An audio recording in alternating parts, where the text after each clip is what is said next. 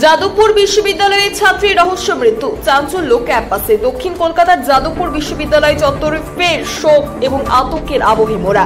বৃহস্পতিবার রাতে বিশ্ববিদ্যালয়ের 4 নম্বর গেট সংলগ্ন ঝিলপাড় এলাকায় অচৈতন্য অবস্থায় পড়ে থাকতে দেখা যায় এক ছাত্রীকে। সূত্রের খবর, ওই সময় বিশ্ববিদ্যালয়ে এসএফআই এর একটি অনুষ্ঠান চলছিল।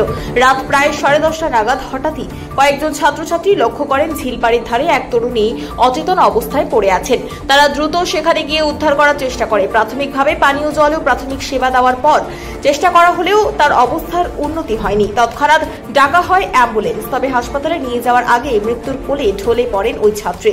চিকিৎসকেরা তাকে মৃত বলে ঘোষণা করেন। প্রয়াত ছাত্রীর নাম অনামিকা মণ্ডল, বয়স প্রায় 21 বছর।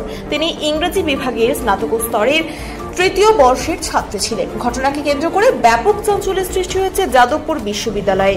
সহপাঠীরা হতবাক এই আকস্মিক ঘটনায়। বিশ্ববিদ্যালয় কর্তৃপক্ষ এবং পুলিশ ইতিমধ্যেই তদন্ত শুরু করেছে। মৃত্যুর আসল কারণ এখনো স্পষ্ট নয়। অস্বাভাবিক মৃত্যু মামলা রুজু করে পুলিশ ময়নাতদন্তের রিপোর্টের অপেক্ষায় রয়েছে। এই রহস্যজনক মৃত্যু ঘিরে একাধিক প্রশ্ন উঠতে শুরু করেছে। কিভাবে বিশ্ববিদ্যালয়ের চত্বরে এমন একটি ঘটনা ঘটল? অসুস্থতার কারণে মৃত্যু নাকি এর পেছনে অন্য কোনো রহস্য লুকিয়ে আছে তা জানতে তদন্তে নেমেছে পুলিশ।